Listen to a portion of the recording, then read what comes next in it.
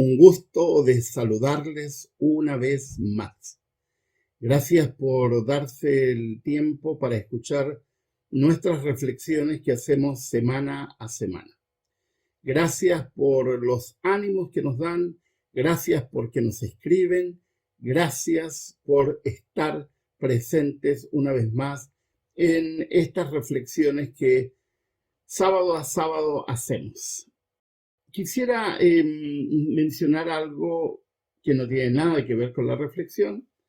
Simplemente decirles que hemos tenido que hacer una nueva cuenta de Facebook porque hemos sufrido un ataque masivo a todas nuestras cuentas y solamente hemos podido recuperar todo el resto, las cuentas de las redes, las cuentas de Amazon, las cuentas de Google, la cuenta de YouTube que nos anunciaron a tiempo, etcétera, excepto Facebook. Y como va para largo y no hemos podido recuperarlo, hemos hecho una nueva cuenta. Como hay varios Miguel Ángel Núñez en Facebook, he puesto mi fotografía y le he puesto como título Miguel Ángel Núñez Oficial. Y esta es lo que aquí va a aparecer, la portada de Facebook para que ustedes puedan inscribirse. Teníamos más de 35.000 personas entre la página de la biografía y la página de fans y hemos perdido todo, pero no me van a doblegar. Así que nuevamente he hecho otra página. En una semana ya hay más de 500 personas, así que quiero animarles a que los que estaban inscritos y ya no están, vuelvan a inscribirse. Y los que puedan, avísenle a otras personas para que puedan reinscribirse nuevamente en la página. Pongo allí el enlace para que puedan saber cómo ingresar. Hoy día vamos a hablar de una historia real, no es una parábola, es una situación que ocurrió con Jesucristo. Es una historia, para mi gusto, muy hermosa. Es una historia de mis historias preferidas, de las que protagonizó Jesucristo. Está en Marcos capítulo 4, versículos 35 al 41. Y esta historia refleja algunas realidades importantes que quisiéramos destacar. El Señor Jesucristo llega con sus apóstoles a las orillas del lago de Galilea y le dice que van a cruzar hacia el otro lado.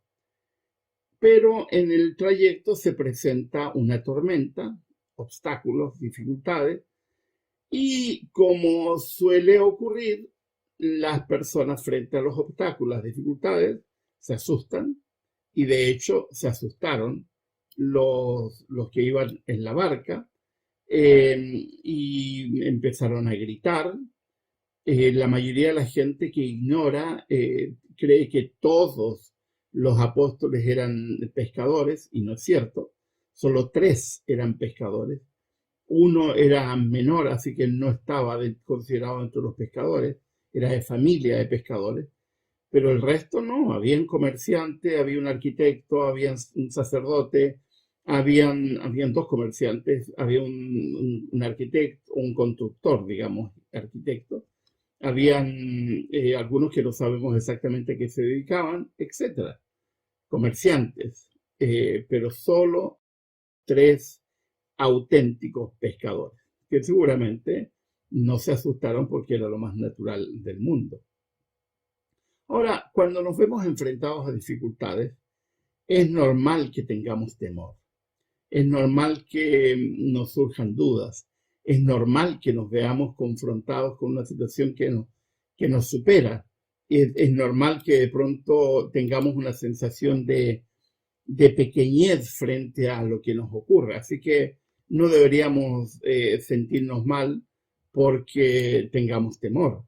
De hecho, el que no tiene temor en algún momento frente a alguna situación no es ser humano, es normal. El asunto es no dejarnos enrollar por el temor y no permitir que el temor se haga parte de nuestra vida. Ahora es interesante que en la Biblia se repite el no temas en 365 ocasiones.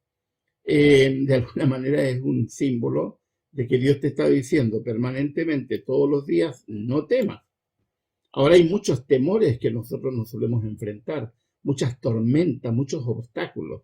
Temor al fracaso, por ejemplo, que es absurdo porque fracasar vamos a fracasar todos en algún momento, en alguna situación.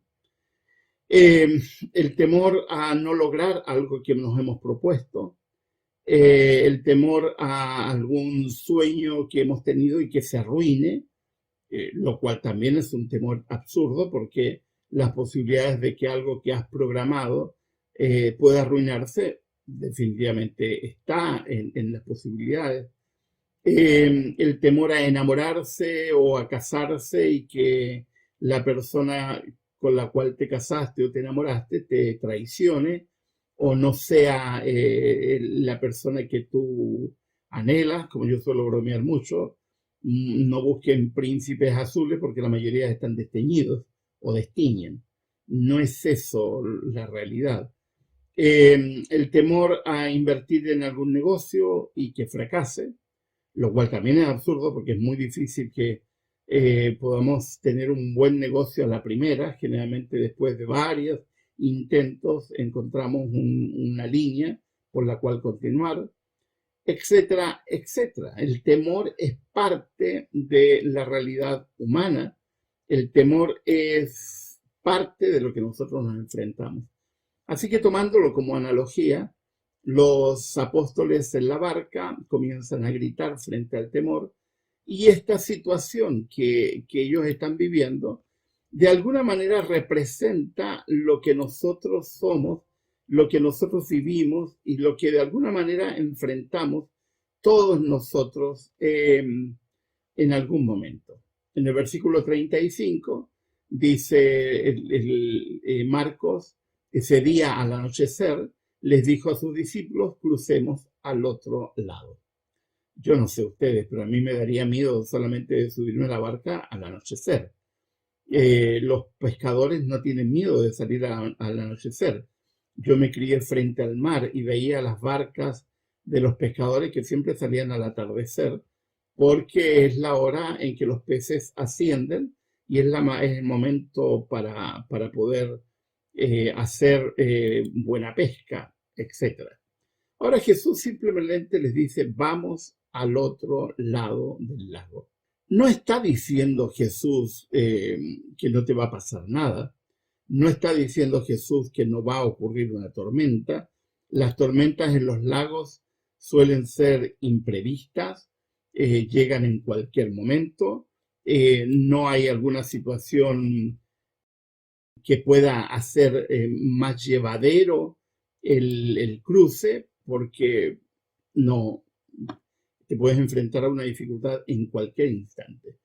Hay personas que venden la idea de que ser cristiano es estar exento de problemas, que porque eres cristiano y porque oras no te va a pasar nada. Ustedes saben ya, los que me siguen, cuál es mi opinión sobre la oración intercesora. Yo vivo recibiendo mensajitos, ore por mí, mi hermano está enfermo, voy a tener un trabajo, etc. Yo no creo en eso. Yo creo en la oración personal, en el encuentro personal. Yo no tengo mérito y nadie tiene mérito para estar orando por otra persona. Lo que sí podemos hacer es acompañarnos juntos, orar juntos por empatía, por comunión, por amistad, por comunidad, porque necesitamos apoyo. Eso es diferente. Ahora, fíjense en el versículo 36, algo que normalmente pasamos por alto. Dejaron a la multitud. Jesús les había estado hablando a una multitud. Y se fueron con él, es decir, con Jesús, en la barca donde estaba. También lo acompañaban otras barcas. No sabemos quiénes iban en las otras barcas. Habitualmente, por ignorancia, la gente suele decir que a Jesús lo seguían 12 personas. Eso es falso.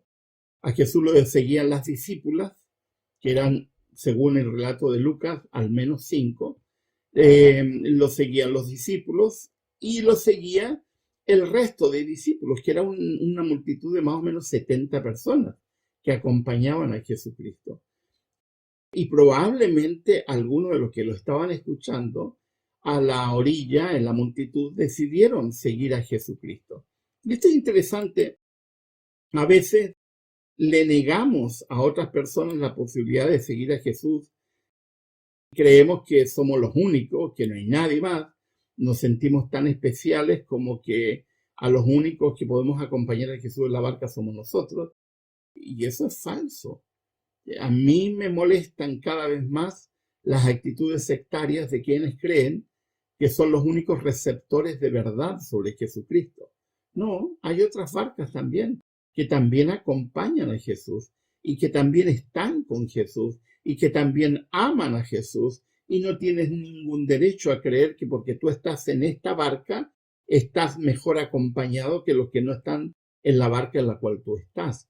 Una metáfora, evidentemente, pero ten cuidado, yo soy el único, yo tengo la verdad, yo estoy en una situación superior. Eso es, aparte de un orgullo banal, es simplemente no entender nada, no entender que el Evangelio ha sido entregado a todos y todos somos parte de la gran comunidad cristiana llamada a seguir a Jesucristo.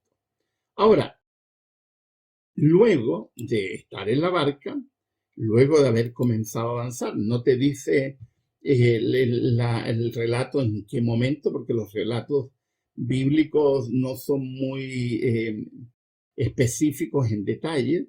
Dice, se desató entonces una fuerte tormenta y las olas azotaban la barca tanto que ya comenzaba a inundarse. Ahora, el que está describiendo esto es Pedro, porque Pedro se lo está contando a Marcos, porque Marcos no lo vivió. Así que si Pedro habla de una fuerte tormenta y olas que azotan la barca al punto de que la barca se pueda inundar, de hecho está hablando de algo verdaderamente grande, porque Pedro era pescador y seguramente se enfrentó muchas veces, pero en esta ocasión la tormenta es superior. Ahora, todos nosotros nos vamos a enfrentar en algún momento a una tormenta que escape a nuestras posibilidades humanas para poder enfrentarla. Para empezar, yo me crié frente al mar, sé nadar muy bien. De hecho, me encanta el agua, me encanta el mar, pero de pronto resulta difícil, complicado. Ahora, los que no hemos criado frente al mar no solemos temerle al mar, pero sí le tenemos respeto. Hay una gran diferencia. Respeto al mar. Yo siempre he dicho que la gente que se suele ahogar en el mar son los que no respetan el mar. Porque o sea, no entienden que el agua cuando se pone tormentosa, definitivamente puede ser un momento muy difícil, muy difícil. Yo me acuerdo en mi niñez haber visto olas altísimas en la ciudad de Iquique, donde me crié, olas que de pronto estábamos en verano y venían unas olas tan grandes que había que escapar de la playa. De hecho, prohibían entrar en algún momento al mar. Había un sector que se llamaba Playa Brava, que todavía existe, donde no se puede bañar uno hasta el día de hoy, porque hay mucha corriente y es un mar muy correntoso y es un mar difícil. Así que si Pedro está diciéndole a Marco, era una gran tormenta y las olas nos inundaban, sabe de lo que está diciendo. Ahora, me imagino cómo lo habrán hecho Judas, Simón, Tomás, Bartolomé, que no eran pescadores. Lo más probable es que se aferraron a lo que pudieron y eran barcas pequeñas, eran barcas de madera, no con la tecnología que existe hoy día, ni con las posibilidades de hoy día, eran más pesadas de lo normal. Hoy día son más livianas, hoy día se usan mezclas de madera, fibra de vidrio, que las hace un poco más livianas. Las barcas tienen que tener un peso para que se produzca ese equilibrio que permita sumergirse, no tanto para hundirse, pero suficiente como para mantener a las personas dentro de la barca. Ahora, en ese contexto empiezan a gritar, empiezan a gritar, empiezan a vociferar y se asustan. Pero ¿qué pasa con Jesús? Versículo 38. Jesús, mientras tanto, estaba en la popa, durmiendo sobre un cabezal. Así que los discípulos lo despertaron. Maestro, gritaron, ¿no te importa que nos ahoguemos? Ahora, el relato de Marcos habla en general, pero da la impresión de que el que ha gritado ahí es Pedro, porque Pedro era el atarantado, el que dice, pero fíjense que en la pregunta a Jesús hay un reproche a Jesucristo. Jesús está tranquilamente durmiendo. ¿Puedes dormir en medio de una tormenta?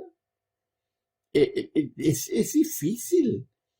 A mí me ha tocado un par de tormentas, no he viajado demasiado en el mar, pero es difícil, todo bamboleándose de un lado a otro y está en una barca que es como una cáscara de nuez en el mar y Jesús duerme plácidamente.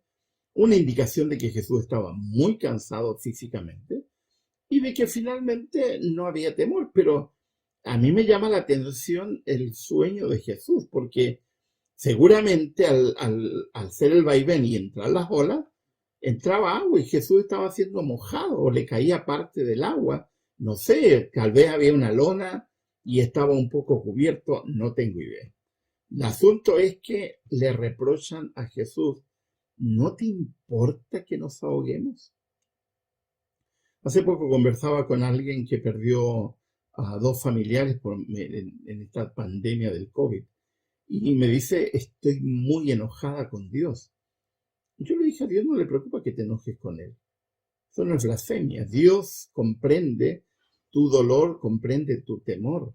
A veces actuamos como si Dios fuera un megalómano al cual hubiera que estar alabando permanentemente. No, Dios es Dios y está muchísimo más allá de todas esas cuestiones banales que son propiamente humanas.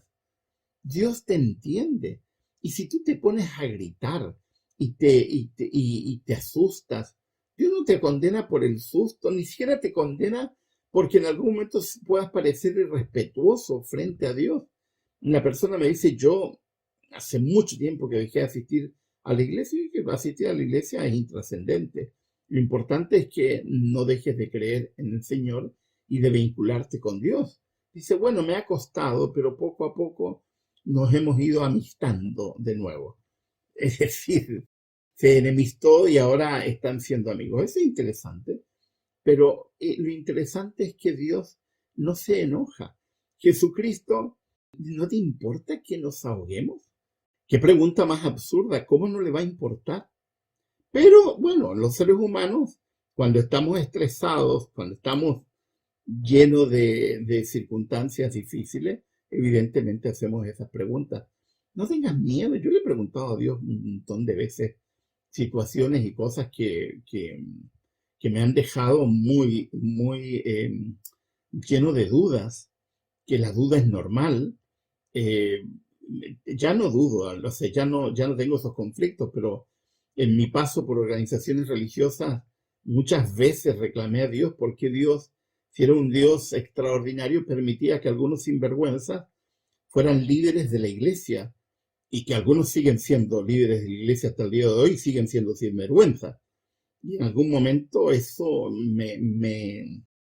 me quitaba el sueño hasta que entendí que Dios también ama a los sinvergüenzas y que le está dando oportunidad a los sinvergüenzas. Y hay una trama ahí que yo no logro entender, porque eso es parte de la divinidad. Hasta cuando Dios dice basta, porque probablemente también a los sinvergüenzas les da oportunidad para que se rediman, para que reaccionen y para que entiendan el daño que ocasionan mientras se arrepienten. Algunos no se arrepienten. Conozco varios sinvergüenzas que siguen siendo de la misma calaña y lo más probable es que morirán sin darse cuenta o sin admitir el daño que han ocasionado. Alguna vez me molesté con Dios Es tu iglesia, Dios. ¿Por qué permites que estos individuos abusen de la manera que lo hacen? Hasta que finalmente, y gracias a una frase que Mary tiene que es, aprende para que tú no lo hagas, empecé a callarme y empecé a entender que hay cuestiones que no dependen de Dios, definitivamente. Ahora, lo interesante del texto bíblico es que cuando Jesús despierta, no sabemos cómo lo despertaron, no sabemos si lo remecieron o le hicieron así o le gritaron, no sabemos. El texto de Marco dice le gritaron. Y Jesús dice, él se levantó, reprendió al viento y ordenó al mar, silencio, cálmate. El viento se calmó y todo quedó completamente tranquilo. Ahora, fíjense que Jesús reprende al viento y ordena al mar. Ahora, esta fase de Jesucristo, reprendiendo al viento y ordenando al mar, es absolutamente milagrosa. No sabemos cómo lo hizo. Dios controlando los elementos es algo absolutamente milagroso. Milagroso, porque no me puedo imaginar cómo. Tengo algunas teorías de física, de química y de cómo Dios podría cambiar un evento de ese estilo, pero definitivamente es un milagro. Que no solo deja en silencio al viento, deja en silencio a los discípulos, porque de pronto ven un área, un aspecto de Jesucristo que no habían visto antes. Me encantaría haber estado allí solo para verle la cara a Pedro y solo para verle la cara a ellos al ver que de pronto se calma todo. Y ahí comienza una aceleración del corazón distinta, un temor distinto, que no es miedo, sino una sensación ¿y quién es este? Que aún el viento le hace caso. Ahora, no duden, Dios tiene poder para calmar tormentas. Ahora, ¿por qué calma unas y no calma otras? No tengo la más mínima idea. Y déjense esta tontería de hacer creer a la gente que algunas tormentas se van a calmar porque ores. Y que algunas otras tormentas no se calman porque no has orado suficiente. Eso es una tontería, un invento medieval. Eso no es así. Dios tiene poder y Dios sabe cuándo hacer las cosas. De hecho, no le piden a Jesús calma la tormenta. Simplemente le reclaman, pero ¿no te importa que nos estemos por ahogar? ¿Cómo es que estás durmiendo? Y Jesús hace algo que ellos nunca imaginaron en sus sueños que podría ocurrir. ¿Dios puede calmar tormentas? Claro. ¿Cuándo las hace? No tengo idea. Dios interviene a veces. ¿De qué forma? De manera milagrosa. ¿Con quién? No necesariamente con quien le pide. A veces interviene en situaciones donde nadie pide nada. Ejemplos abundan en la Escritura. Lo único que Dios está pidiendo es lo que viene a continuación, en el versículo 40. La pregunta que Jesucristo le hace a sus discípulos. ¿Por qué tienen tanto miedo? Esa pregunta es extraordinaria. ¿Por qué tienen tanto miedo? Dijo Jesús a sus discípulos. ¿Todavía no tienen fe? Y la misma pregunta yo te hago a ti. El otro día tuve una conversación con mi madre. Ustedes saben que mi mamita se está muriendo, está viviendo sus últimos días o meses, no sabemos. Me encanta hablar con ella. Ayer hablé un montón con ella. Le encanta a ella que le muestre a mis nietos, así que ayer estaba Vale y Gio al lado mío mientras hablábamos con la Yayita, le dice mi nieta, porque ya aprendió que mi madre le dicen Yayita, y así que hablaron con ella. Y el entusiasmo, el ánimo, la alegría contagiosa y la risa de mi madre es extraordinaria. ¿Y por qué? Porque es una persona que toda su vida ha sido creyente. ¿Por qué le va a fallar la fe ahora? Y yo nunca he escondido, siempre he dicho que mi heroína de fe es mi madre, porque con ideas que son extraordinarias. Hay otras ideas que ella tiene teológicas que yo no comparto, pero la vida cristiana no se trata de tener doctrina o no se trata de tener doctrina. Algunos han hecho la vida cristiana una cuestión teórica, no se trata de teoría, se trata de experiencia. Yo no puedo dudar de la experiencia vital de mi madre en relación con el Señor. Es una experiencia vital. Nosotros hablamos de la muerte, por ejemplo, con una transparencia que ustedes no se imaginan. Yo bromeo mucho con mi madre y el cementerio. Hablamos sobre qué quiere. Ayer le dijo a mi hija, que también se acercó, le dijo, si vas a poner una música, por favor, yo quiero en mi funeral música de Richard Strauss. A ella siempre le gustaron los valses de Strauss. Yo le digo, mamá, ¿vamos a poner vals? Y sí, yo quiero en mi funeral, riéndose, así que van a hacer lo que yo quiero que hagan. Eh, de esa forma, ¿y por qué hablamos con tanta naturalidad, sin dejarlo? Porque somos creyentes, porque no tenemos por qué estar anegados de miedo. En este momento de la pandemia, hay muchas cosas difíciles que han pasado, pero hay otras cosas que han sido importantes. Por ejemplo, hay un estudio que se hizo en Canadá, que hay miles de personas que se jubilaron anticipadamente, porque de pronto se dieron cuenta de que necesitan parar para dedicar tiempo a las personas que deben dedicar tiempo, que son sus familias, sus hijos, a sí mismos. Y empezaron a pensar, ¿por qué tenemos que estar en esta lucha de acumular y acumular? ¿Por qué no vivimos con menos y vivimos?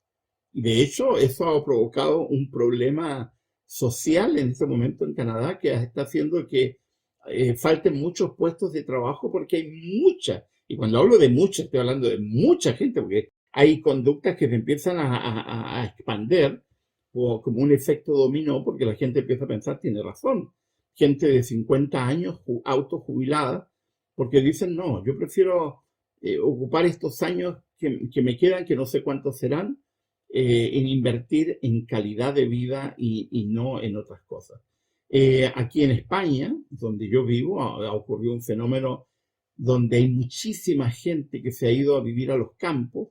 De hecho, donde yo vivo, donde yo tengo casa, donde compramos casa, era más o menos barato tener casas en el campo.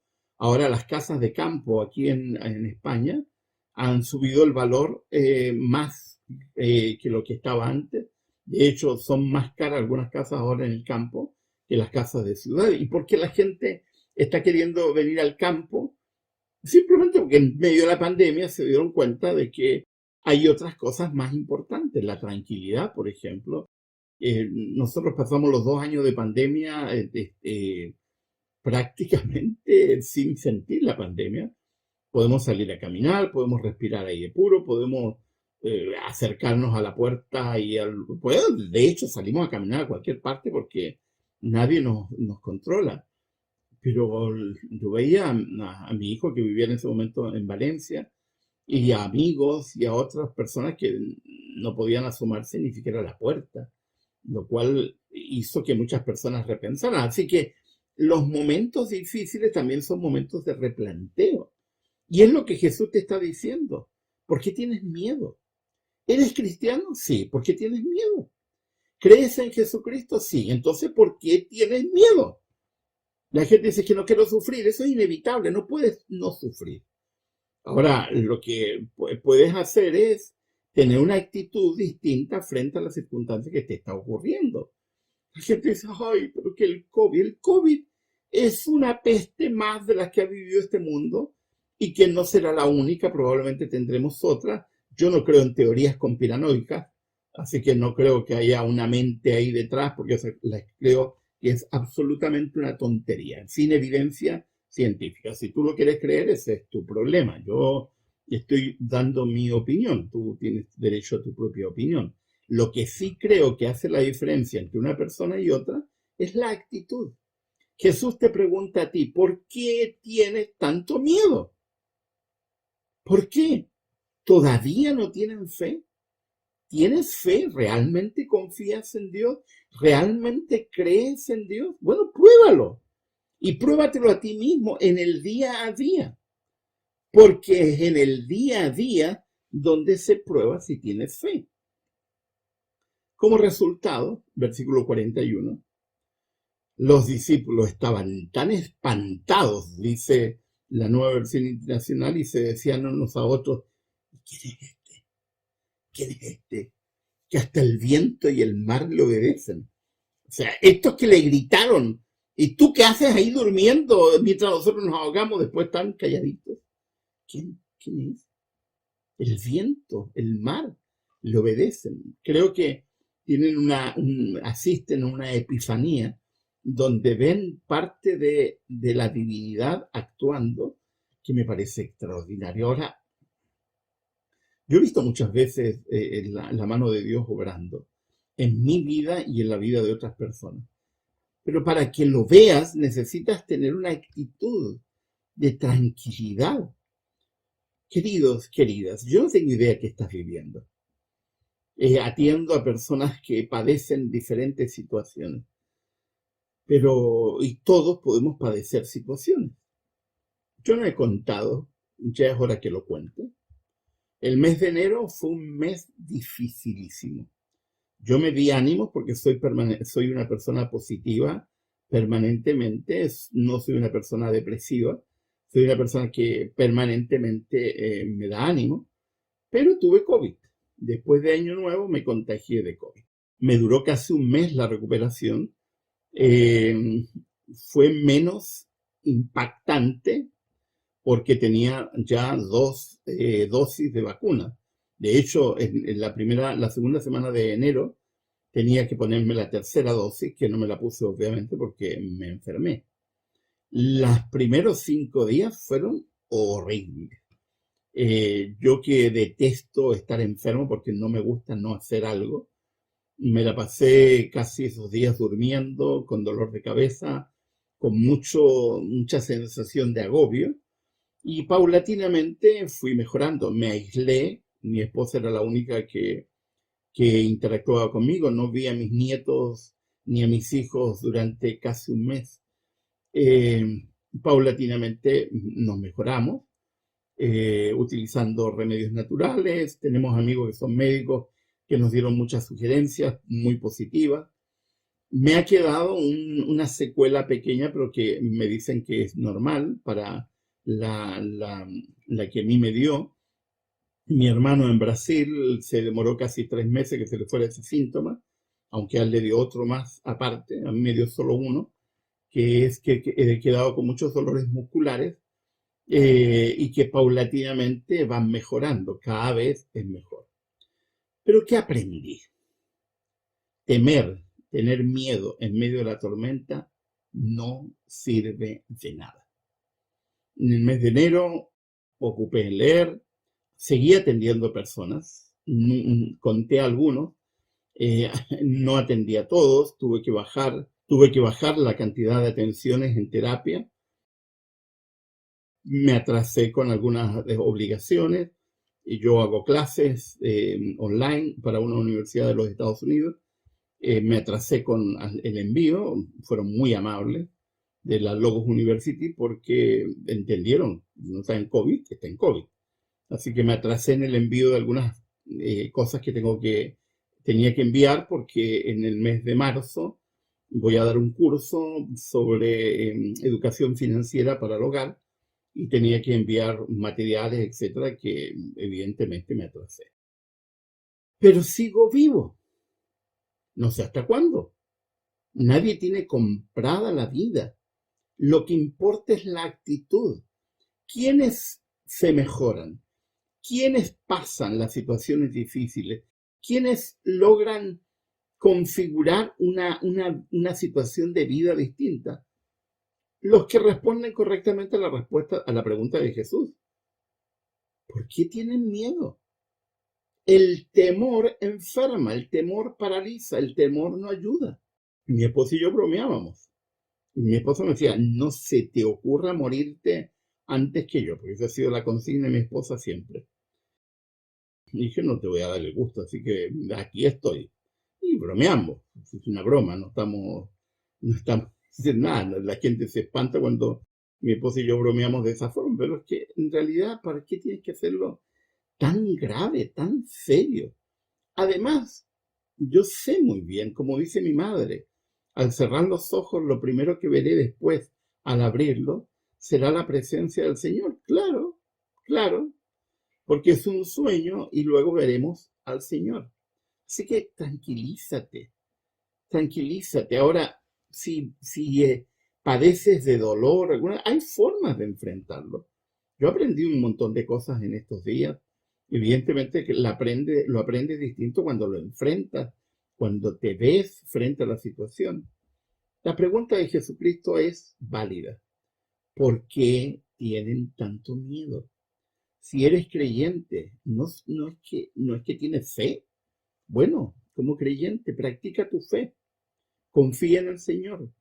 Él sabe lo que hay detrás de la cortina de la historia. Confía en Él.